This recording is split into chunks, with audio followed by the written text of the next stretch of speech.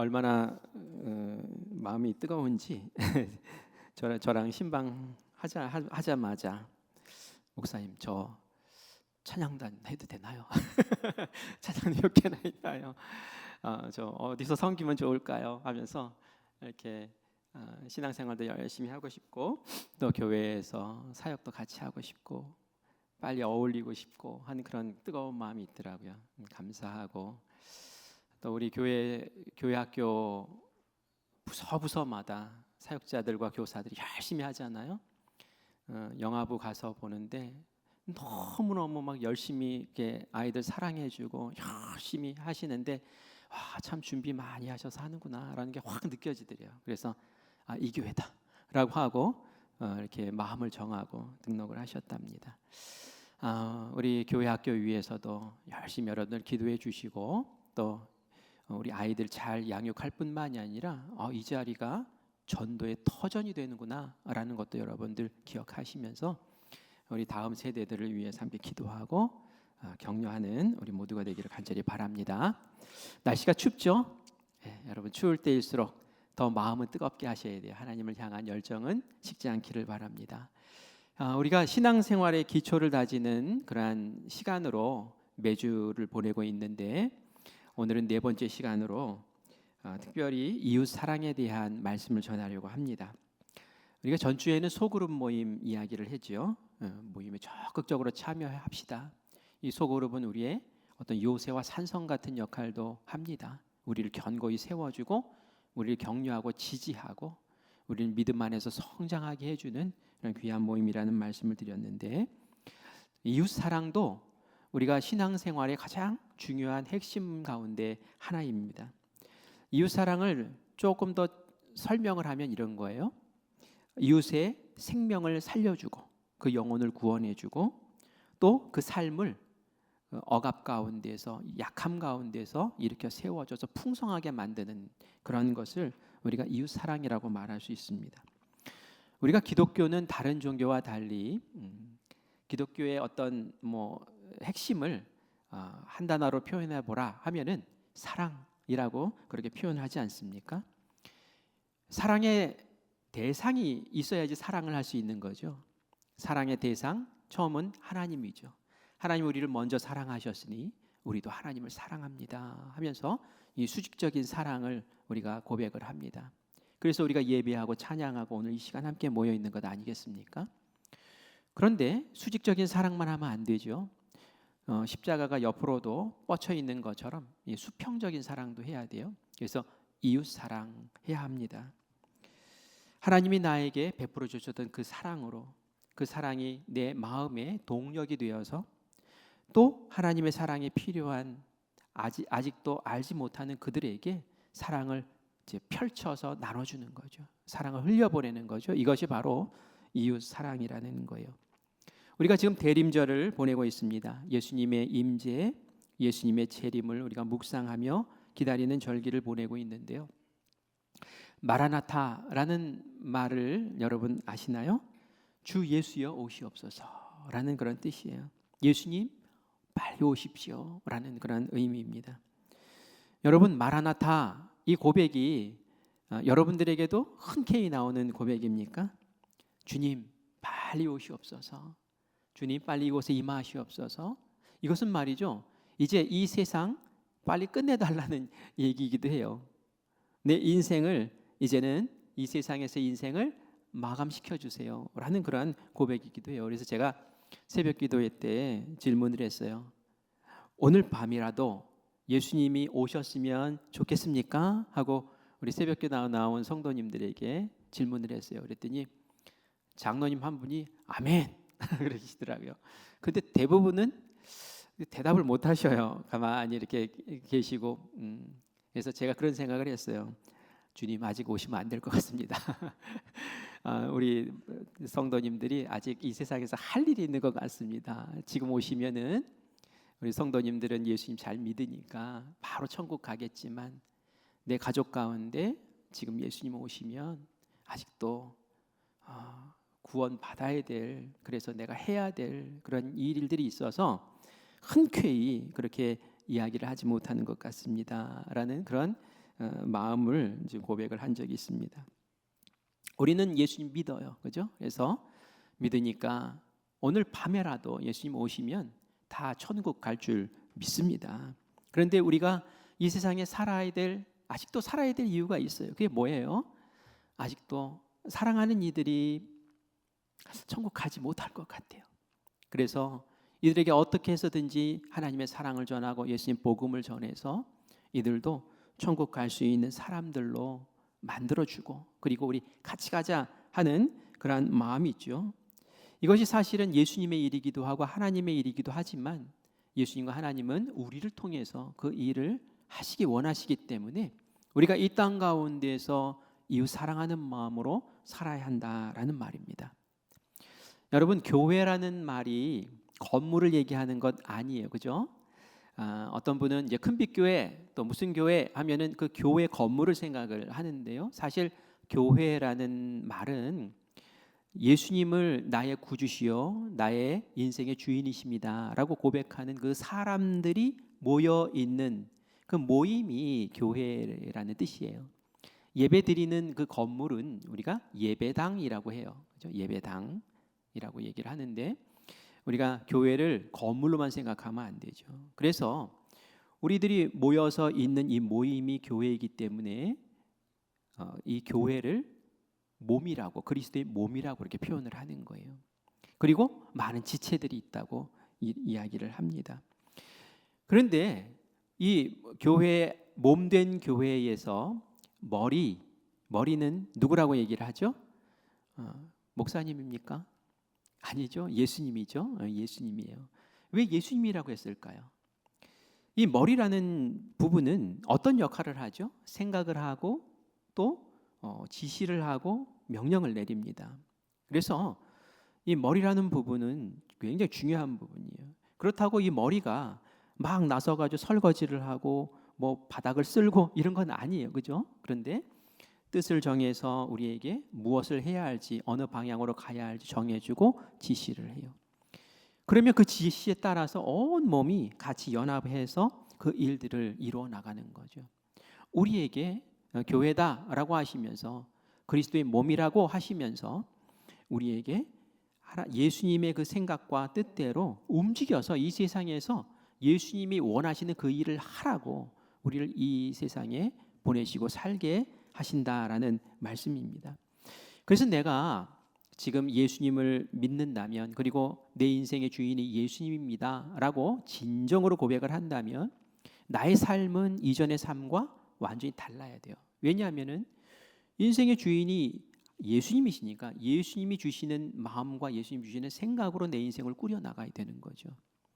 우리의 머리는 예수님이라고 그랬죠. 내가 아니라고 그랬죠. 그런데도 불구하고 내 생각, 내 마음대로 이렇게 살아가고 있고 내 주장대로만 살고 있다면 그것은 무늬만 그리스도인인 거예요. 가짜라는 거예요. 가짜.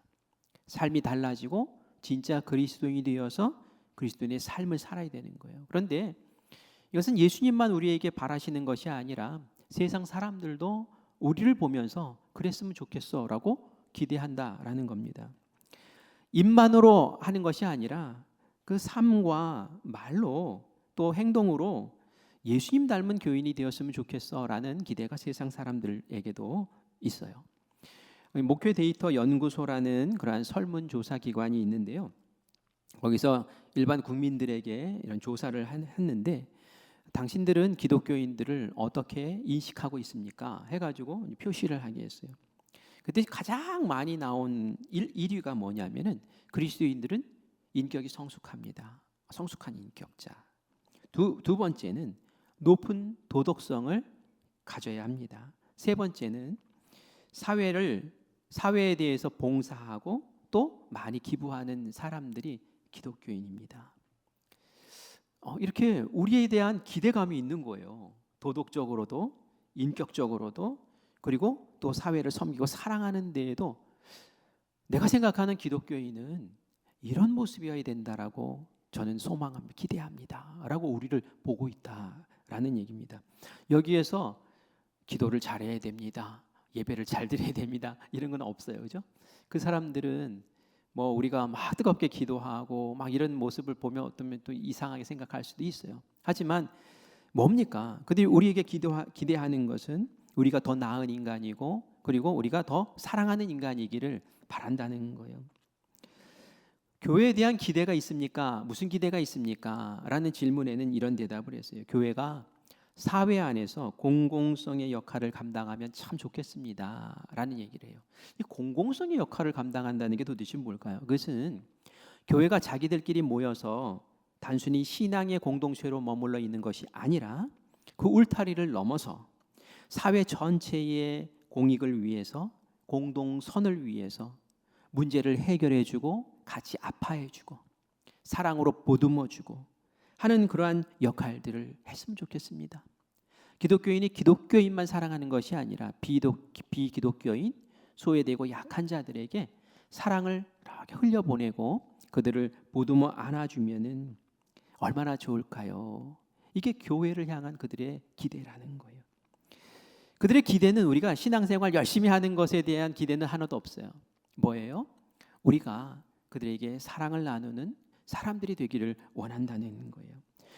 이 기대를 예수님이 살아계실 때, 이 땅에 계실 때에 하셨어요. 예수님이 하셨던 일이에요. 누가복음 4장 18절, 19절 말씀을 우리 같이 읽겠습니다. 주의 성령이 내게 임하셨으니 가난한 자에게 복음을 전하게 하시려고 내게 기름을 부으시고 나를 보내사 포로된 자에게 자유를, 눈먼 자에게 다시 보게 함을 전파하며 눌린 자를 자유롭게 하고 주의 은혜의 해를 전파하게 하려 하심이라 하였더라. 아멘. 예수님이 성령을 받으셨어요. çox 많이 받으셨어요. 그리고 나서 이제는 목수의 삶을 끝내고 공생애를 시작을 합니다. 그때 이 세상에서 하셨던 일이 이런 것이었다라고 얘기를 해요. 복음 전파하는 것, 그리고 병들고 소외되고 억눌린 자들을 돌보시고 치유하시고 자유케 하시고 회복시키시는 그런 일들을 하셨다는 거예요. 다시 말해서 사랑을 쫙 펼쳐 베푸셨다는 겁니다. 지금 예수님 어디 계셔요? 예수님은 십자가에 달려 죽으심으로 우리에게 구원의 길을 열어주시고 지금은 부활하시고 승천하셔서 하나님 곁에 계시는 줄 믿습니다. 그런데 이 세상에 여전히 할 일이 많아요. 무슨 일이냐면 예수님이 구원의 문은 열어주셨는데 구원의 문을 모르는 사람이 너무 많다는 거예요. 그리고 그 구원의 문을 알지 못하는 이들에게 복음을 전하고 또 복음을 전하기 위해서 그들의 마음을 녹여주고 그들의 삶을 보듬어주고 살펴줄 그 사랑을 실천할 수 있는 사람들이 필요하다는 거예요. 그게 누굽니까? 바로 그리스도의 몸 된 교회, 바로 우리가 그 일을 해야 된다는 거예요. 그래서 우리가 이웃 사랑해야 합니다라는 것은 영혼을 살리는 일이기도 하고 또 그들의 삶을 세워주는 그러한 일이기도 하다라는 거예요. 우리가 주보를 보면은 그 광고할 때 제일 먼저 읽는 게 있죠. 우리 큰빛교회는 뭐예요? 생명을 살리고 삶을 풍성하게 하는 교회입니다. 우리 교회에 이제 처음 나오신 분들, 나오신 지 얼마 안 되신 분들은 매주 이걸 읽나? 이게 도대체 뭔가? 라고 하실 수도 있어요. 그런데 우리가 이것을 읽고 고백하는 이유는 예수님이 이 땅 가운데 하셨던 일이 바로 그것이기 때문에 그래요. 그리고 우리가 그것을 하겠습니다. 영혼을 구원하여 그 생명을 영생으로 살려내고 그리고 이 복음을 전하기 위해서 그들의 삶을 억눌렸던 삶, 약한 삶, 소외된 삶을 우리가 보듬어주고 사랑으로 돌봐주어서 마음을 열게 하고 그리고 예수님 앞에 나올 수 있도록 이끌어주는 역할을 우리가 하겠습니다라는 거예요. 이걸 줄이면 이웃사랑이 되는 거예요. 그죠? 그래서 우리에게 주신 이 삶을 예수님처럼 살아갑시다라는 것이 우리 교회의 또 목표이고 또 우리가 세상의 소망이 될 수 있는 이유이기도 합니다. 초대교회 교인들이 이걸 참 잘했던 거예요. 우리 44절, 45절 말씀, 본문 말씀 같이 읽겠습니다. 믿는 사람이 다 함께 있어 모든 물건을 서로 통용하고 또 재산과 소유를 팔아 각 사람의 필요를 따라 나누어 주며 아멘. 예, 말씀에 보니까 이 초대교회 교인들은 함께 모여서 예배도 잘 드렸어요. 그리고 또 가정에 흩어져서는 소그룹 모임도 잘했어요. 그러면서 서로 사랑과 선행을 격려하면서 서로를 잘 지켜주고 세워줬어요. 이웃에 대한 관심을 갖기 시작했어요. 그리고 그들의 삶도 돌봐주는 일을 면밀히 했어요. 자기의 물건을 내 것이라고 생각하지 않았대요. 내 것은 네 거야 이러면서 나눠줄 수 있는 그런 마음, 내 물건을 팔아서 저 사람의 필요를 채워줄 수 있는 그런 정도까지 갔다라는 거예요. 저는 이 말씀 볼 때마다 야, 어떻게 이렇게까지 할 수 있지? 하면서 감탄이 저절로 나올 수밖에 없지요. 어떻게 이렇게 될 수 있었을까요? 그것은 이들이 성령이 충만했기 때문에 그래요. 세상에 또 구제 많이 해주는 사람들이 있어요. 그러나 자기의 것 다 이렇게 처분하고 팔아가지고 하기는 쉽지가 않아요. 근데 성령님이 강력하게 임하시니까, 이 성령님은 하나님의 영이시잖아요. 하나님의 마음이 그 마음 가운데 가득 채워지는 거예요. 그러니까 영적인 눈이 열리고 그 마음이 이전의 마음이 아니라 하나님의 마음으로 변하는 거예요. 예수님이 다시 오실 거야. 재림에 대한 그 소망이 있는 거예요. 그러니까 내가 이 세상에서 벌어놓은 이 재물과 이 소유에 내가 집착하며 살 이유가 없겠구나. 주님이 곧 오시는데 영원한 천국이 나에게 있는데 천국을 준비하는 삶을 사는 것이 더 낫지 않나? 이 천국 소망의 마음으로 가득 채워지는 거죠. 그러니 이전에 같이 이렇게 보았던 그 교인인데 다시 눈이 열리니 그 교인의 아픔과 어려움과 이게 소외된 상황들이 이제 보여지기 시작하는 거예요. 그리고 하나님의 마음으로 사랑해주고 싶은 거예요. 그러니 이거 쌓아두면 뭐해? 내가 이게 천국 가면 다 놓고 갈 것들인데, 그러니 그것을 처분을 해서 그 옆에 있는 어려운 이웃들을 도와주는 일에 나섰던 거죠. 그 물꼬를 텄던 사람이 바나바라는 사람이었죠. 고향에 있는 자기 땅을 팔아서 사도들이 갖다 바치면서 우리 교회 공동체 안에 있는 연약한 이들, 어려운 이들 돌봐달라고 그렇게 할 수 있었던 거예요. 초대 교인들은 말이죠, 서로를 한 가족으로 생각했대요. 우리 교회에서 형제님, 자매님 이렇게 부르는 경우가 있어요. 이런 호칭을 이제 바깥 세상에서 들으면은 미쳤나봐, 저 사람들 왜 저래, 닭살 돋게 뭐 이렇게 얘기를 합니다. 근데 초대교회에서 그렇게 했어요. 그런 호칭을 썼어요. 형제님, 자매님. 왜 그랬냐면 정말 형제, 자매로 그렇게 생각했기 때문에 그래요. 한 가족으로 생각했다는 거예요. 그러니 그들의 필요가 눈에 보일 때마다 한 가족이니 주지 않을 수가 없는 거죠. 아낌없이 주고 돌봐주고 세워주고, 그 사랑이 깊으니 로마의 핍박과 유대 종교 지도자들의 핍박 속에서도 그 신앙을 다 지키면서 그렇게 세상 속에서 비처럼 살아갔던 것이 바로 이들의 모습이었다는 거예요. 그 모습이 이 세상 사람들에게 어떻게 비춰졌을까요? 우리 47절 말씀 같이 읽겠습니다. 하나님을 찬미하며 또 온 백성에게 칭송을 받으니 주께서 구원받는 사람을 날마다 더하게 하시니라. 아멘. 그들의 이 사랑하는 모습, 이웃 사랑하는 모습, 하나님이 주신 마음으로 살피고 돌봤던 그 모습을 보니까 세상 사람들이 그 사랑이 너무나도 받고 싶은 거예요. 이들이 자기들끼리 모여서 뭐 주여 삼창하면서 막 기도하고 뭐 자기들끼리 뭐 예배하고 이러는 것은 뭐 그냥 별로 관심 없어요. 제가 아까 설문에서도 얘기했잖아요. 그들의 관심은 다른 데 있다고. 우리들의 아픔을 돌봐주는 그 공공성의 어떤 그 모습들이 있는가. 그런데 서로 살펴주고 아껴주고 지켜주고 나눠주고 하는 그 사랑의 깊이가 너무 큰 것을 보고 나도 저 공동체 안에 들어가고 싶어. 나도 돌봄받고 싶어. 나도 그 사랑 속에 함께하고 싶어. 그래서 막 모여들어서 그래서 교회가 은혜 가운데 부흥하는 것을 봅니다. 우리가 배워야 될 부분이 바로 이런 거예요. 그래, 우리가 하나님도 사랑하지만 그래, 이웃을 사랑하며 하나님의 사랑을 흘려보내는 이 모습이 우리가 이 땅 가운데 살아가야 될 이유구나라는 거죠.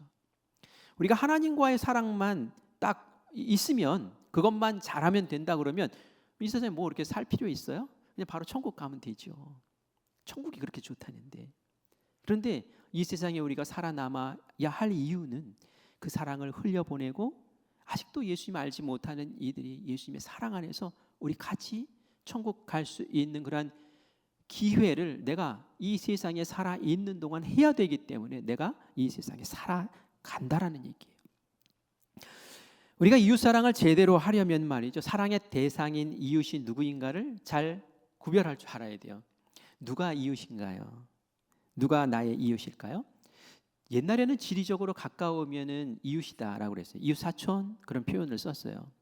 그런데 이웃 사촌입니까 정말? 여러분 옆집에 아니면 윗집에 아랫집에 사는 사람 누군지 아세요? 사실은 우리 방과 저 집의 방은 이게 벽돌로 이렇게 딱 하나로 막혀 있는 정도예요. 사실 굉장히 가까워요. 그런데 누가 사는지 잘 몰라요. 윗집에 아랫집에 누가 사는지 몰라요. 이웃사촌이라는 말은 옛날 농경 시대에나 어울렸던 말이죠. 서로 상부상조하면서 주지 않으면은 일하기가 어려우니까. 그러면서 시족 사회, 그죠? 그런 사회에서는 이웃 사촌이지. 지금 시대에서 뭐 거리가 가까우니 뭐 이웃 사촌입니다? 아니에요. 예수님이 생각하시는 이웃 이 개념이 어떤 걸까요? 예수님은 선한 사마리아인의 비유에서 이웃이 누구인지를 우리에게 알려줍니다. 어떤 율법 교사가 예수님에게 질문을 했어요. 예수님, 제 이웃이 도대체 누굽니까? 하고 물어봤어요. 예수님에게. 사실은 이 율법 교사가 물어본 이유는 예수님 이웃 사랑하라 하셨죠? 그럼 영생 얻는다고 하셨죠? 저 이웃 사랑 엄청 잘합니다. 이 자랑하고 싶었거든요. 이 율법 교사는 자기에게 잘해주는 사람, 자기도 잘해주죠. 그거 자랑하고 싶었던 거예요. 근데 예수님은 이 율법 교사가 얘기하는 걸 딱 들으면서 이웃이 그런 게 이웃이 아닌데 하는 마음으로 정말 이웃이 누구인지를 사마리아인의 비유를 통해서 알려주세요. 이 사마리아인의 비유는 굉장히 간단해요. 예루살렘에서 여리고로 가는 어떤 유대인이 있었어요. 그런데 그 산길을 가다 산적을 만나가지고 두들겨 맞고 옷도 홀랑 벗겨지고 가지고 있어 다 털리고 거진 죽게 된 상태에서 신음하면서 거의 쓰러져 있었어요. 그런데 그 길을 먼저는 제사장이 지나갑니다. 그 영적인 지도자예요. 그리고 이 제사장은 유대인이잖아요. 같은 동족 그리고 영적인 지도자인데 못 본 척하고 그냥 지나가 버려요. 그 다음에 레위인이 지나면 레위인도 마찬가지로 영적인 지도자들이에요. 그런데도 못 본 척하고 지나가요. 우리가 이웃이라고 하면 가까이 있는 사람 아니면 같은 동족이 이웃이라고 하면은 살펴줬어야 되죠. 그런데 그냥 지나가요. 그런데 누가 지나가다가 그 자리에 딱 섭니까? 사마리아 사람이세요. 사마리아 사람은 유대인들이 개 취급했던 사람들이에요. 그래서 어울리지도 않고 상종하지도 않던 사람들입니다. 그들이 있던 지역에 지나가지도 않았어요. 삥 둘러서 이렇게 지나갈 정도에 부정탄다고 말이죠. 그런데 그 사람이 서요. 그리고 나서는 그 유대인에게 가서 응급조치를 취해주고 자기가 타고 가던 나귀에 태워서 여관으로 데리고 가서 거기서 하룻밤을 같이 지내요. 자기도 바쁜데 하룻밤을 같이 지내면서 그를 돌봐줍니다. 얼마나 밤에 끙끙 앓았을 거 아니에요. 찬물로 막 머리도 그냥 식혀주고 그러면서 싸매주고 그러면서 지내요. 그리고 나서 자기도 할 일이 있잖아요. 그러니까 여관 주인에게 이 사람을 맡깁니다. 돈을 주면서 맡겨요. 내가 일 마치고 돌아가다가 이 집에 다시 여관에 들릴 텐데 비용이 더 들었다면 그때 제가 또 비용을 더 드릴 테니 이 사람을 여기에 좀 머물게 해주시고 좀 돌봐주십시오 하고 갑니다.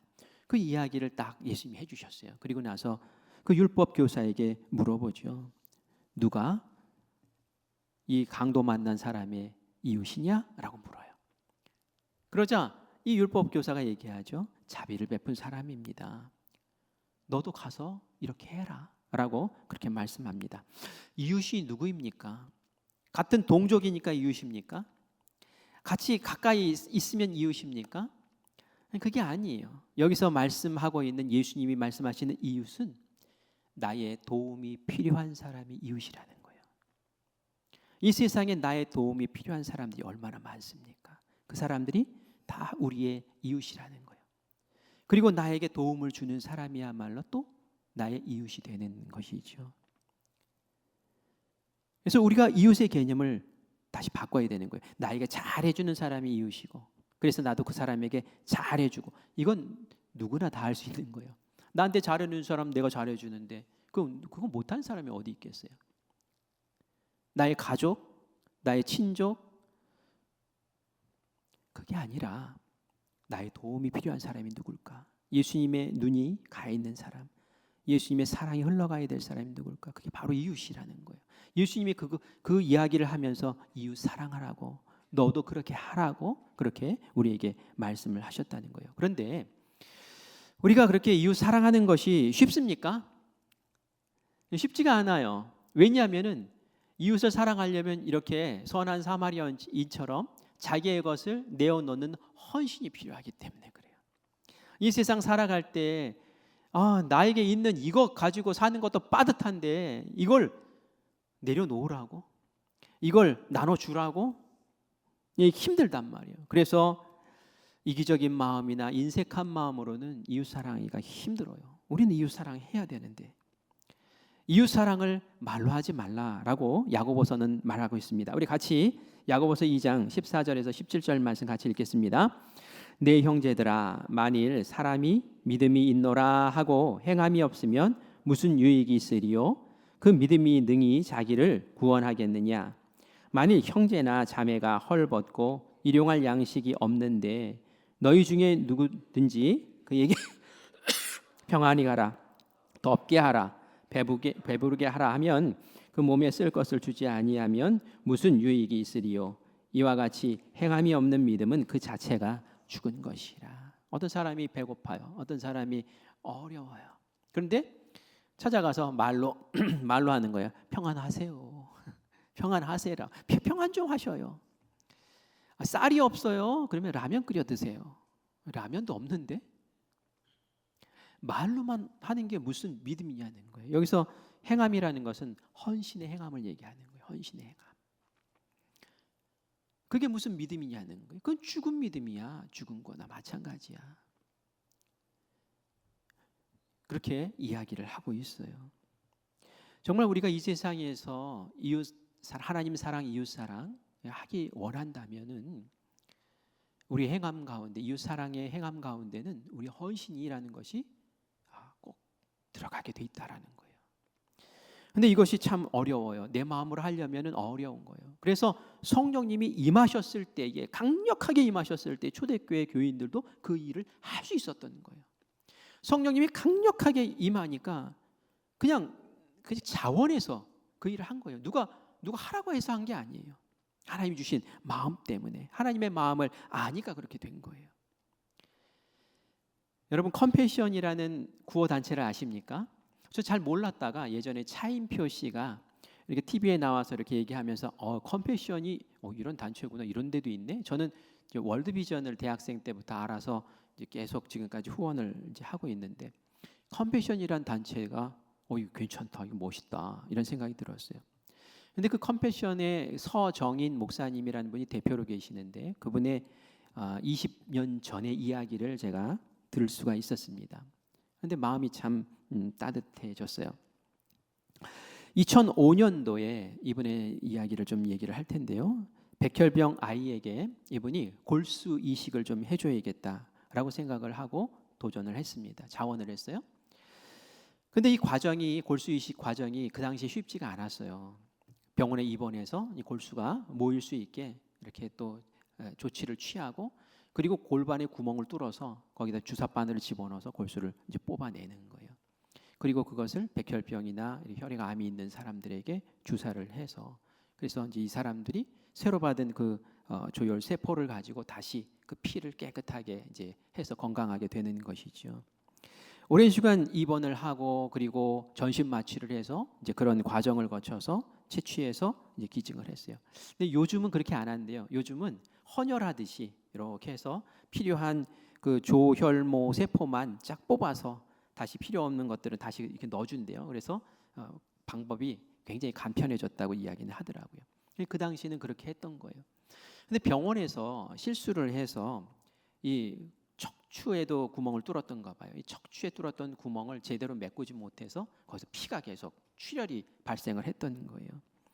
이 목사님이 기증을 해주고 나서 회복이 되어야 되는데 이게 쓰러져 버렸어요. 쇼크를 받아서 쓰러진 거예요. 왜요?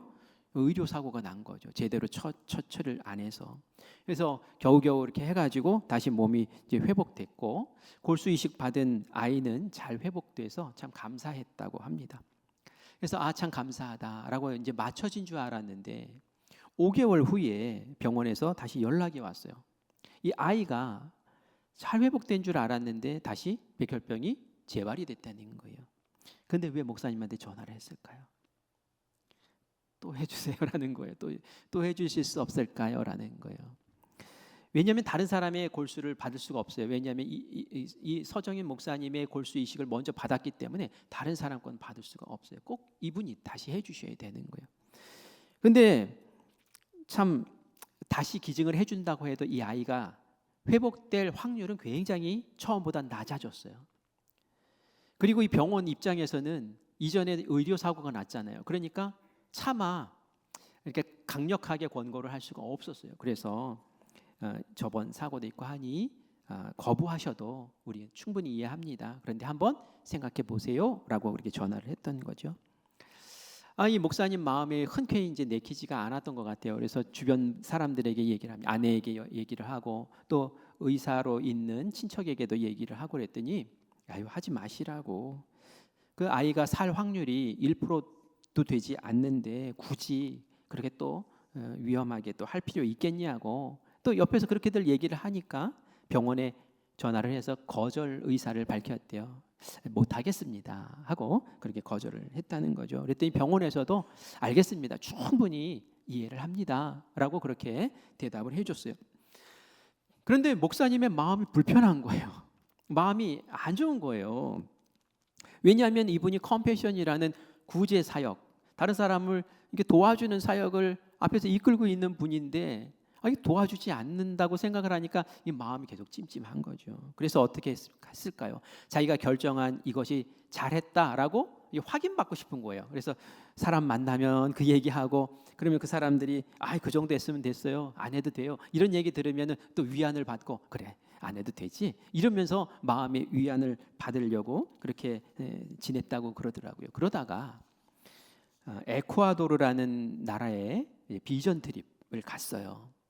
그래서 그곳에서 한 장로님을 만났는데 이 이야기를 그 장로님에게도 이렇게 했던 거예요. 그럼 기대를 했죠. 그 정도 했으면 됐습니다, 안 해도 되십니다.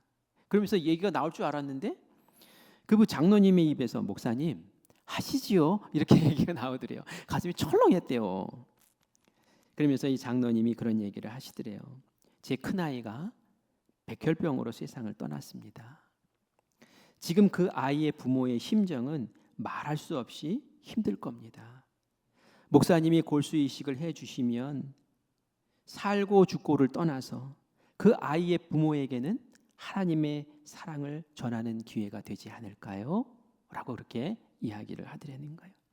이 말을 듣고 나니까 그 마음이 좀 평안해졌던 마음이 다 뒤집어지고 막 폭풍이 일어나는 거예요.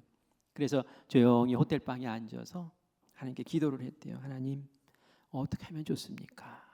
기도를 하는데 마음에 하나님의 음성이 들려오면서 그 마음이 평안해지더래요.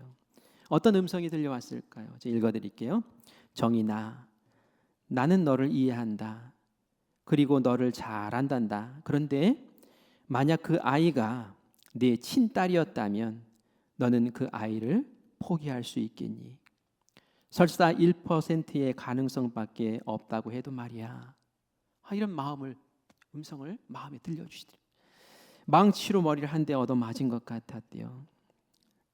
내가 진짜 그 딸의 아버지였으면 수술을 거부했을까? 절대 그러지 못했을 것 같다는 거죠.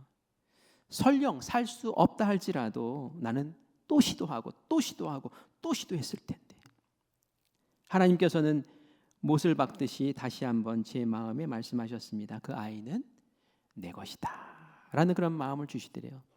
그래서 이 목사님 어떻게 하셨을까요? 안 물어봐도 아시겠죠. 한국으로 돌아가서 제가 골수 기증하겠습니다 하고 골수 이식을 해줬고, 그 딸의 어머니가 기독교인이에요. 간절히 기도했는데 그 기도 응답 받았다고 너무 좋아하더라는 거죠. 그리고 그 이식받은 아이는 지금 건강하게 잘 지내고 있대요. 이거 안 해줬으면 어쩔 뻔했어요. 그리고 더 감사한 것은 그 아이의 아버지가 너무 감동받아가지고 교회 다니고 그 가족이 다 예수 믿는 그런 믿음의 가족이 되었다라는 그런 간증을 들었습니다. 이게 바로 생명을 살리고 삶을 풍성하게 하는 사람의 모습이라는 거예요. 그렇죠? 이웃 사랑하고 그랬더니 하나님의 사랑에 깃들고 그들의 생명을 구원해서 천국 백성 만들어주고 바로 이것 하라고 우리를 이 세상에 남겨두신 거예요. 우리 예수님 믿고 천국 갈 수 있으면 바로 지금 갈 수도 있잖아요. 천국 가는데 뭐가 아쉬워요? 뭐가? 그런데 우리를 이 땅에 남겨두시고 예수님이 우리에게 하라 하신 그것 이웃 사랑해라, 하나님 사랑하고 이웃 사랑해라 하신 이유가 바로 이것이라는 거예요. 그리고 그것은 내 의지로 할 수 있는 게 아니에요. 내 것을 내어놓아야 되는데 그게 내 의지로 됩니까? 이 목사님도 막 또 내가 고통받아야 돼, 또 내가 잘못되면 어떡하지? 하지만 하나님의 마음을 아니까, 하나님이 주신 마음이 있으니까, 하나님의 그 사랑의 그 마음이 내 마음 가운데 끌어오르니까 주님 제가 그렇게 하겠습니다. 세상 사람들이 하는 구제와 우리가 하는 이웃 사랑의 그 차원이 바로 여기서 달라지는 거예요. 오늘 설교의 제목이 뭡니까? 하나님 마음으로 사랑하기. 그래서 하나님 마음으로 사랑하자라는 그런 말씀을 지금 드리고 있는 거예요. 성경 말씀에 이렇게 사는 게 복이라고 얘기합니다. 우리 사도행전 20장 35절 말씀 같이 읽겠습니다. 범사에 여러분에게 모본을 보여준 바와 같이 수고하여 약한 사람들을 돕고 또 주 예수께서 친히 말씀하신 바 주는 것이 받는 것보다 복이 있다 하심을 기억하여야 할지니라. 아멘. 아멘. 수고하고 약한 사람들을 도와라. 내가 여러분들에게 본을 보여준 것처럼 그렇게 하세요라고 얘기하면서 이것이 받는 것보다 주는 것이 더 큰 복이야라고 그렇게 말씀을 하십니다. 여러분 복 받으시기 바래요. 어떻게 해요? 이웃 사랑하다 복 받으시기를 바랍니다. 우리가 큰빛 축제를 하고 단기 선교를 하는 이유가 뭐예요? 바로 영혼 구원하기 위해서 이렇게 하는 거죠. 그런데 우리가 작은빛 사회적 협동조합을 하는 이유가 있어요. 벌써 2022년도에 그걸 시작을 했으니 이제 벌써 2년 이제 넘어가는데요. 이웃 사랑하려고 하는 거예요. 이웃 사랑. 왜 교회가 그런 일을 하나 싶지만 교회가 그런 일을 해야 되는 거예요. 이웃 사랑하라고 하셨잖아요.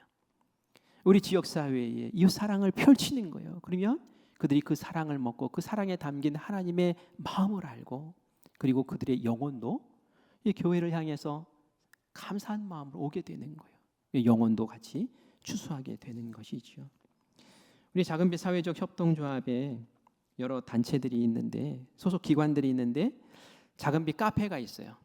우리 그 성인 장애인들에게 일자리를 주기 위해서 연 겁니다. 얼마나 소중한 일입니까? 그로잉업 발달 센터가 있어요. 우리 언어 장애 아니면은 발달 지체가 있는 또 언어 지연이 있는 그런 아이들 이 지역에 참 많거든요. 왜 멀리 나가서 치료받기가 어려워요. 그래서 우리가 센터를 만들고 아이들이 와서 이곳에서 치료받잖아요. 그들을 치료할 때 그들의 어머니 아버지가 그 눈물과 한숨을 닦는 거예요. 얼마나 선한 일입니까? 또 근덕 지역에 있는 아동센터를 맡아서 또 운영하고 아이들을 돌보고 있어요. 하나님 기뻐하시는 일 아니겠어요? 그리고 꿈그린이라는 공동생활 단체가 있습니다. 집에서 아이들이 집으로 돌아갈 수 없는 아이들 그 돌보고 24시간 아이들을 케어해주고 같이 눈물 흘리면서 그렇게 지내고 있는 그런 공동생활 같이 하고 있고요. 그리고 어르신들 병원에 혼자 가기 어려우니 그 어르신들과 병원 동행해주는 그런 서비스도 하고요. 벌써 5개를 지금 이렇게 하고 있단 말이에요. 하나님 기뻐하실까요? 기뻐하지 않으실까요? 기뻐하시죠. 왜? 이웃 사랑을 하셨는데 큰빛 교회가 작은 빛들로 이렇게 세상을 비추고 있구나.